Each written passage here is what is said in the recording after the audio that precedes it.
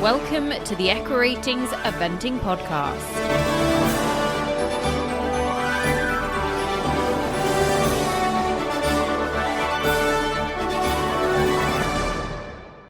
Welcome to the Echo Ratings Eventing Podcast, and it is another Future Stars show for you listeners. We promised another one would be coming your way very shortly, and we have got not one, but two exceptional guests lined up for you. And I am joined by a man who was with me for the first of these shows and who is exceptionally passionate about the future of eventing. Spike, I am really looking forward to this show.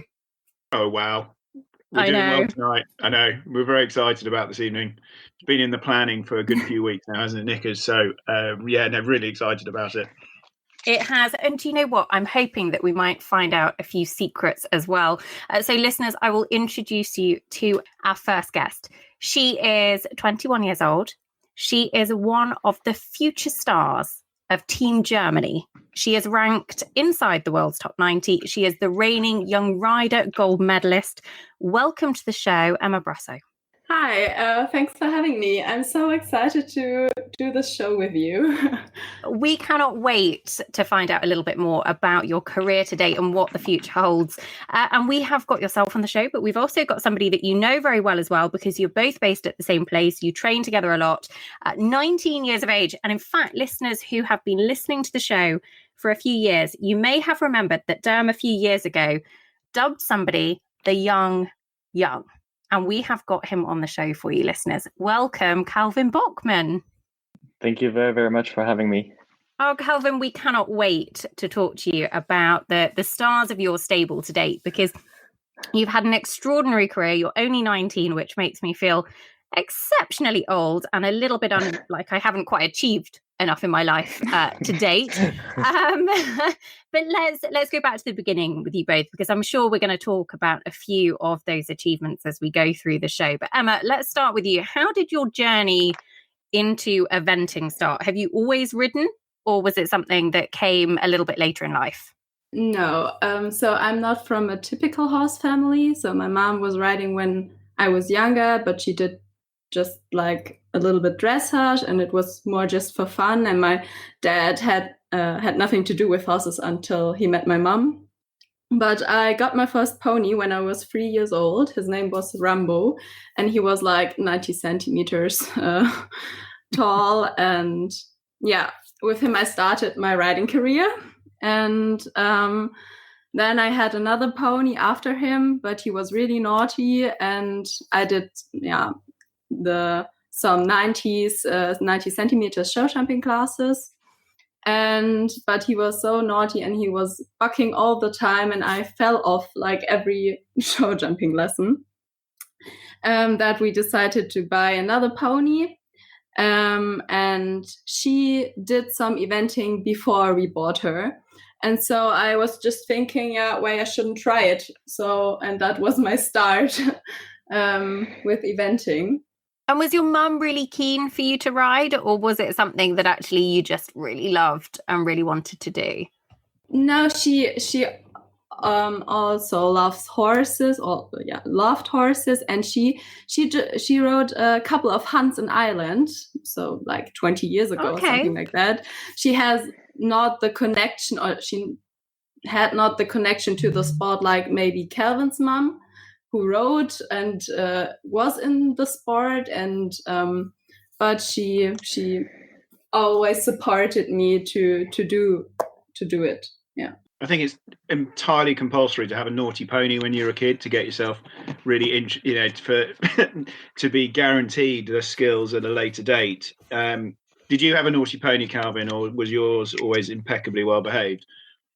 No, I actually also, my very first pony, I got her when I was 7, and she was actually also very naughty. It all started with me riding when I was, I think, already 3 or 4 years ago, together with my dad on a horse. And I was born into a rider's family, a typical rider's family. My dad and my mom, they were both riding, so it was always a part of my life. And they supported me since day one. and everything they could. When I was younger, I also used to play football, play tennis, and also play the guitar. But then I just came to a point where, there was no time left. So I had to make a decision, and I said, I definitely want to keep on riding. You're incredibly talented at many things. I'd be delighted if I was even remotely good at one of those things. Actually, it was not so easy for me because my tennis trainer always said to my parents, he really needs to stop riding. He has to concentrate on tennis, and I was always in between. And then we came to that point where on the weekends there was always a tennis match and the riding competitions, and my parents were just like, there is no time left, so you have to make a decision. And I said, I definitely want to keep on riding.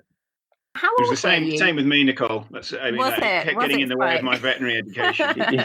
And it was golf, tennis, and football with me, and I just couldn't have time for it all. One of them had to give. They all gave again.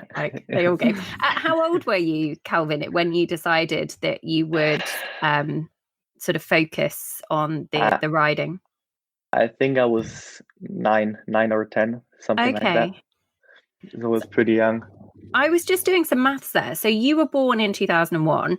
You made your German team debut in the ponies in 2013. So you were 12.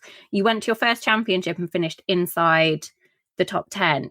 Had you decided at that point, because we're going to talk a little bit about the show jumping later on in the show, but had you decided at that point that eventing was what you really wanted to do?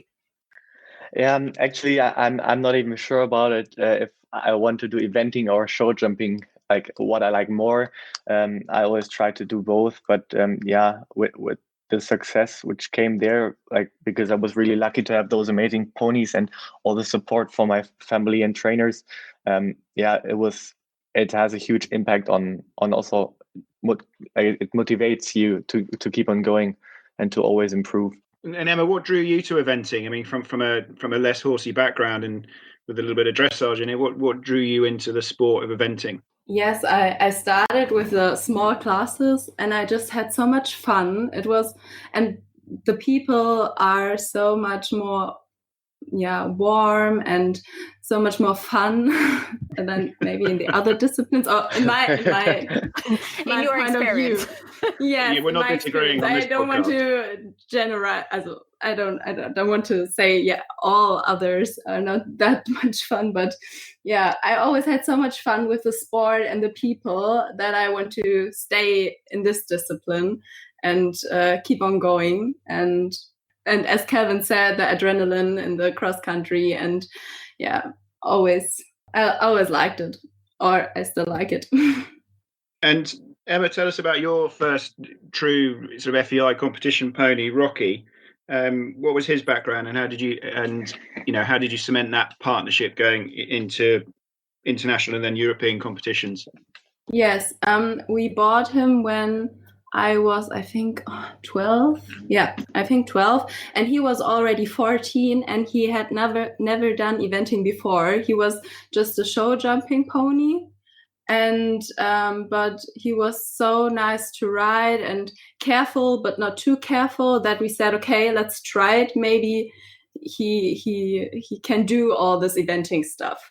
And then I started with like smaller competitions, and he was so willing to learn and so brave, and so we grew together with this sport.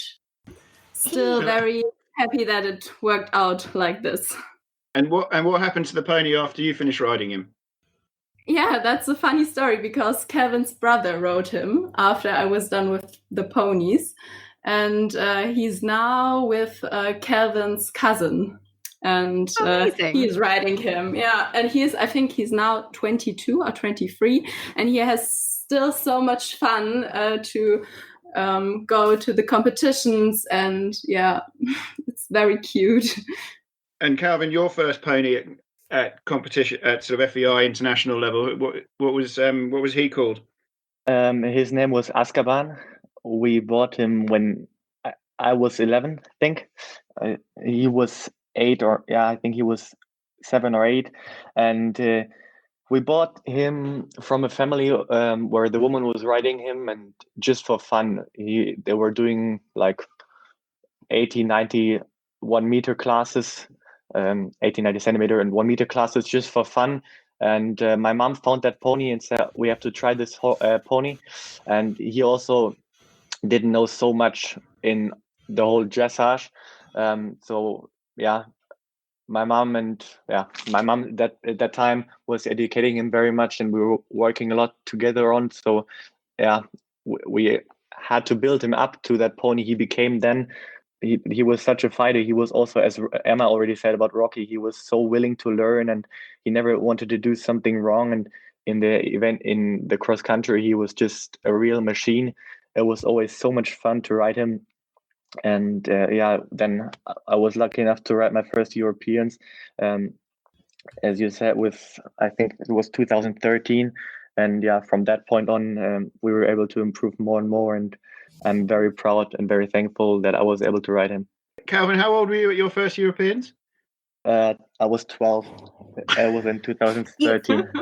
Honestly, he had the most amazing record. So he did 4 Europeans with you, and you were 8th at your first one back in 2013. Went to Mill Street in 2014, finished 3rd. Then went to Malmo in 2015 and took the individual gold. Then went to your last year in ponies and took the individual silver. So he's taken all colours of the medal on the individual podium, which 4 years in ponies is absolutely extraordinary. His record, listeners, if you haven't, go and have a look at it, because it is absolutely amazing. How difficult did you find that step up from him, Calvin, going up into juniors, having enjoyed so much success? Had you really got the eventing bug by this point to go up onto the junior stage?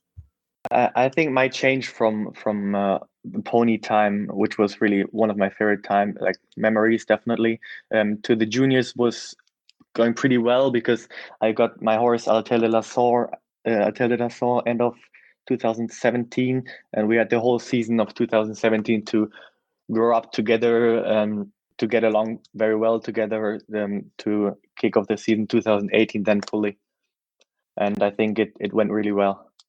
The mare that we're going to go on to talk about in a second, but we've got to ask you about that Children on Horses show jumping championships back in 2015. So the year that you won the individual gold in Malmo with Azkaban B in the ponies, you also went out to Austria and took the individual silver and the team gold for Team Germany in Children on Horses pure show jumping as well. Didn't you? Tell us about that, because you've already alluded to the love for both disciplines.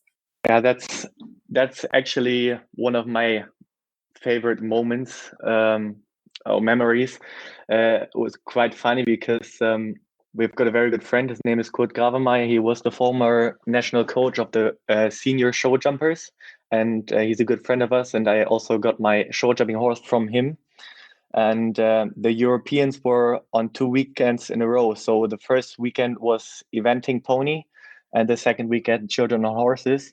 So I was actually flying on the Sunday of the pony Europeans weekend.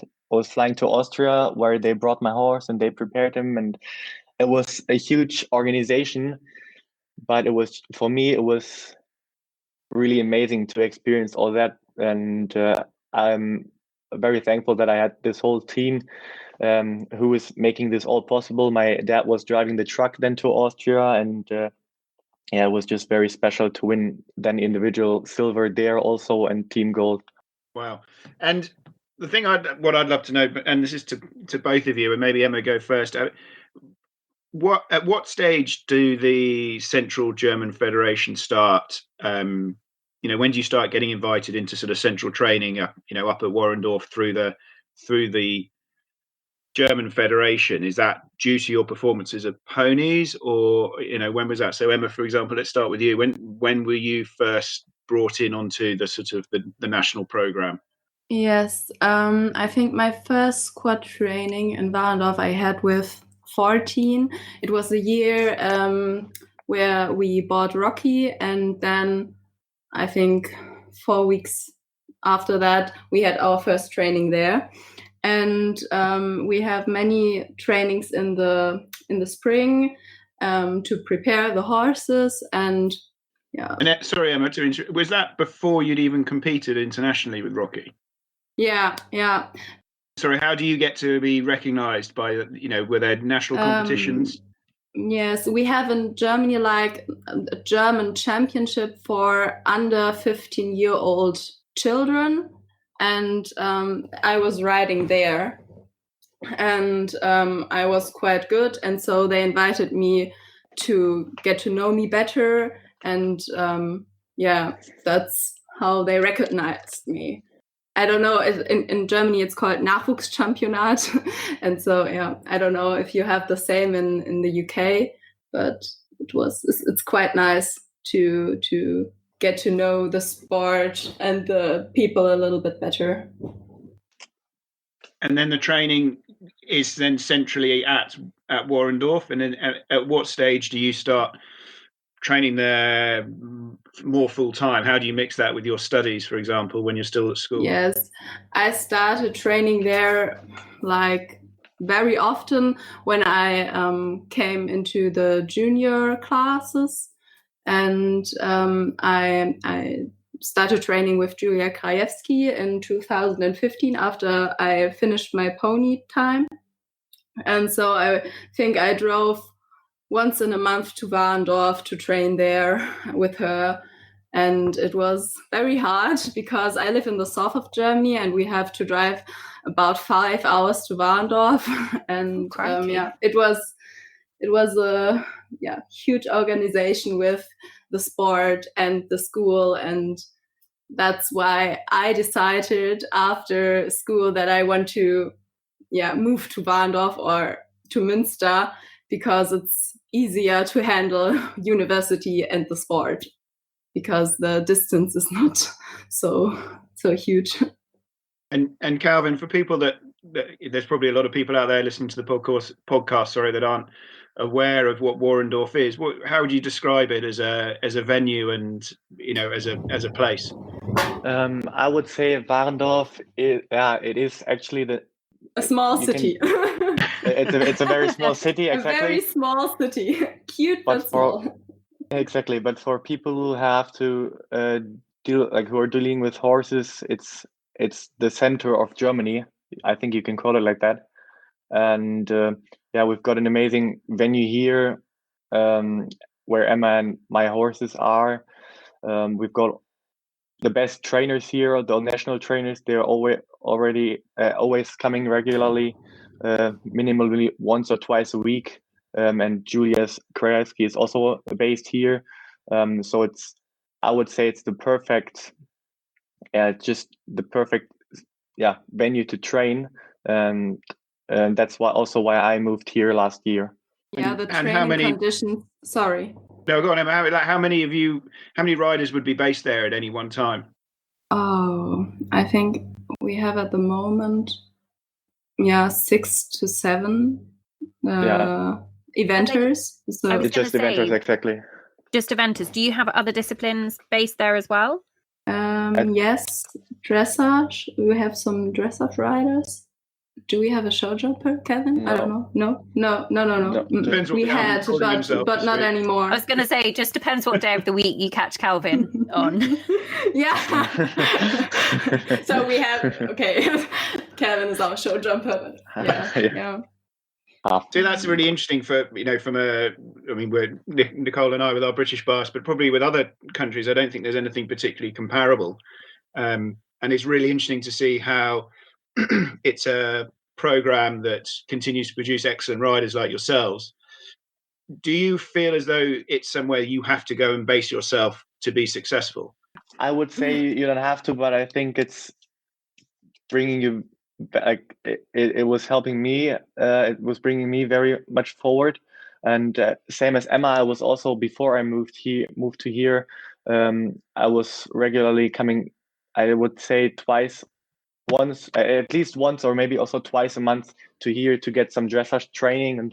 And just because they are the best trainers here, and for us as, let's say, the youth, it's the whole trainers, they're always flexible. You can say, I want to come then and then, and they're saying, okay, it's no problem, just come and we train together. And I think it's helping very a lot.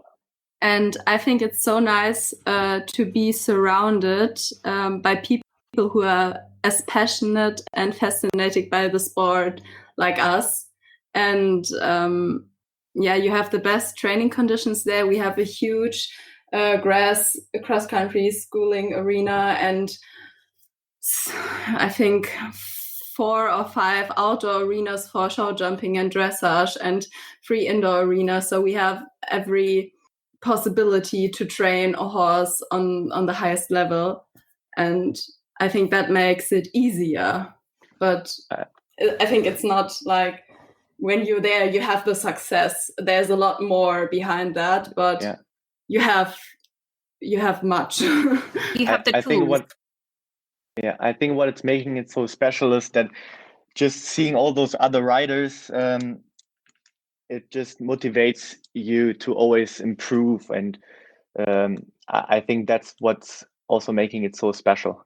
A lot of the professionals like Ingrid Klimke and Sandra Auffert or Julia, for example, come to train there, and you see them working their horses daily, and it's so much input you can learn from. So it's very nice as a young rider. We need a Future Stars on tour trip to Warendorf next I think year. it would be absolutely crucial, Spike, to make sure that we've really understand it. I think so. Yeah, we'll see you post COVID, you two. Yeah. We won't bring Dee along, so there'll be no like creepy stalking of Ingrid. Exactly. It'll be fine. Emma, can I ask you about Julia, because she is enormously passionate about the junior young rider systems in Germany. She has been the national junior trainer, I think, from about 2015, 2016. I know she trains you as well. Tell us a little bit about her input, because she's obviously competing still herself at the top level of the sport. And that, again, must be hugely inspirational to be able to compete against her, train alongside her, but also learn so much from her. Yes, I'm training now with her, I think, about 5 years. And she loves the detail. So when I'm riding with her, it's not like, that was good or that was bad. So she always can tell me what was good and what was bad. And when we ride like a dressage test at home, then everything has to be on point. So she loves the detail, and she always can help me when we are walking, for example, the cross country course, and she's riding the same. Then she can tell me, I'm doing it like that, and I would do it this way or this way. And I think now in this, I can trust her in every situation, and that's what I like about our relationship so much. Tell us a bit about, so between you both, I just did a little tally, and it's absolutely extraordinary. 13 medals at pony junior and young rider level, both individual and team between you. Emma, I was going to ask you which one stands out for you, but I think I could guess in so much that it would be the young rider title in Marsbergen last year. Yeah, that's a good guess. It was. I'm still out of words for this competition. I don't know. I think I have never been so proud of my horse and of myself, because the cross country was so hard, and I was so insecure before that because my other teammates had, I think, 2 had a fall, and the other one, 3 had a fall, and I was the last starter, and it was a horrible day for me, and I was so relieved after the cross country. It was the most amazing feeling I have ever felt, and that was a very, very special moment. But I had a horse at the junior time. Her name was Donnerstag. I rode 2 times Europeans with her, and she was a very underestimated horse because when we bought her, everybody said, yeah, it's a good horse, it's a solid horse, but she will never be good enough for like Europeans and bigger competitions. And then I rode 2 times the Europeans with her and won 2 times team gold and 1 time individual bronze. And that made me so proud of her because she was never expected that of this little horse. And yeah, that is a very special moment or a special memory for me with her. I always thought she was a very cool little horse. I've, seeing you riding her at various championships, she's I always admiring the horse from a distance. She always stood out as being pretty cool. Yeah, she was. When I was looking for a horse after my pony or during my pony time, I always said I want a horse that is so easy to ride like a pony, because I was always a little bit afraid of a horse. And I always said I wanted a really easy riding horse or a horse easy to ride.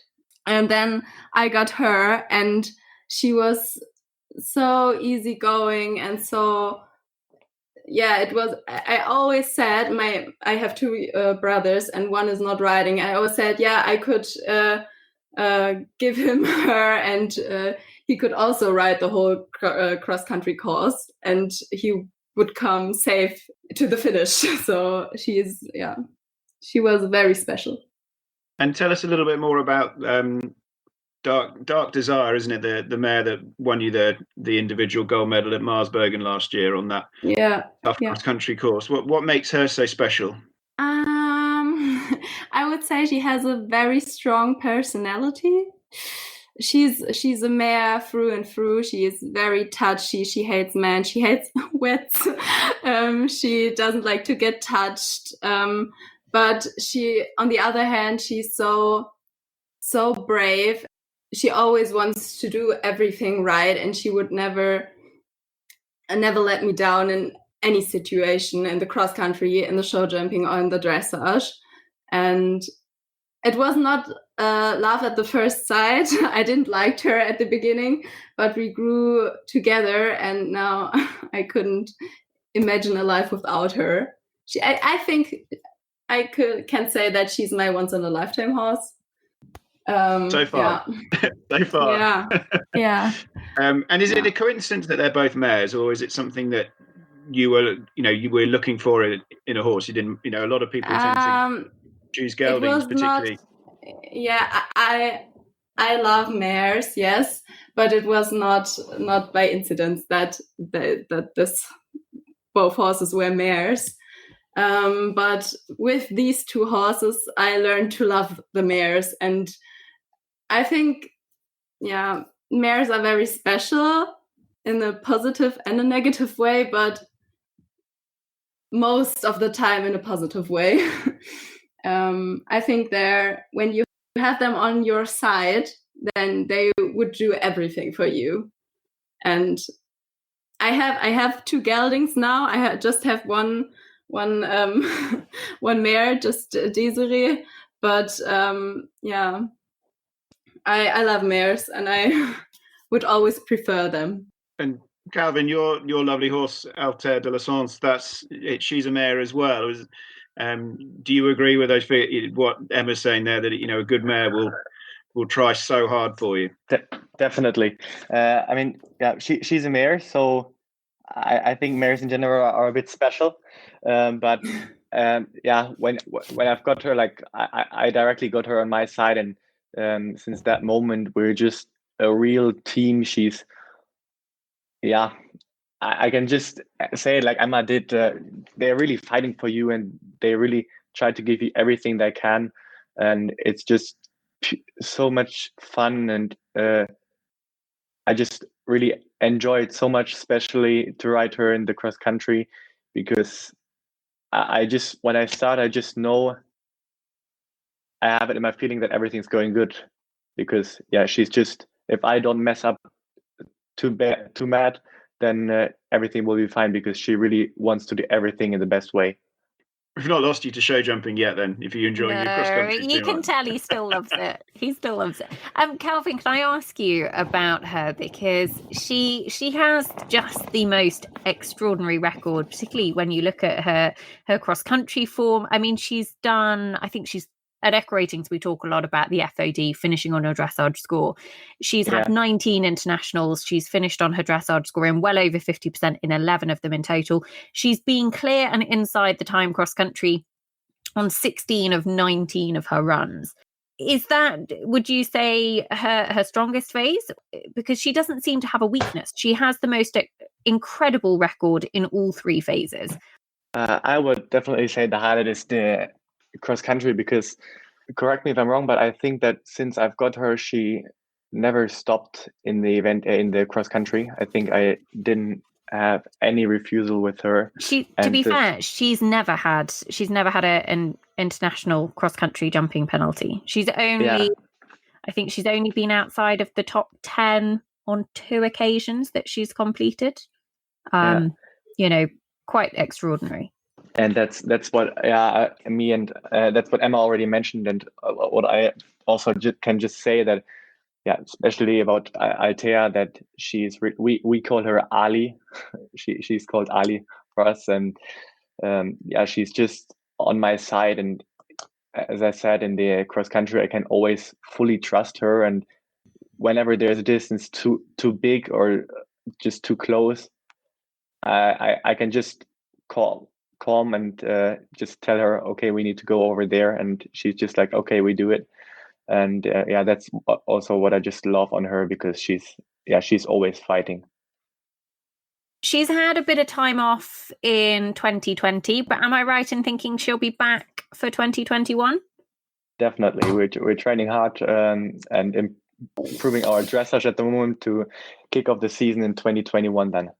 And will the plan be, because you'll be stepping up to young riders, do you want to step up to 4-star? She's established at the 3-star long level now. What will be the plan? Exactly. The rough plan is definitely to just step up on the, to establish myself in the young rider, let's say, league. And my plan for next season is definitely also to climb up into 4-star level. That's the plan. Emma, how about you? Because actually you stepped up to 4-star last year after those young rider Europeans, but this year you've sort of solidified and had your first 4-star long completion under your belt. You were finished 5th in Stragom just back in October. What would be the plan for you and Dark Desire in 2021? I mean, these are crazy times at the moment, and nobody knows what's going on next year. But in a case of a normal season, I want to establishing at the 4-star level, and I would like to go to the UK and competing there again, because I was the last 2 years in England at Chris Battle's place, and I was in Floors Castle. Okay, and I loved it there, and I love the competitions in England very much, and I think that I would like to go there again. Oh, bad news, Emma. There's no more Floors Castle, but I'm sure there's other castles. I know, but in general, in the UK, I would like to compete again, because I think that's the difference to Germany. Everybody I love the passion of the people for eventing. There's a different passion to the sport, to the eventing sport, and I really like that. And the atmosphere is a little bit different. I don't know how to explain, but I really like it. Well, we would love to have you back, Emma. We really, really would. Calvin, I have a fun fact for you, which you probably won't know this, but everybody knows that at Echo Ratings, we like to rack the databases.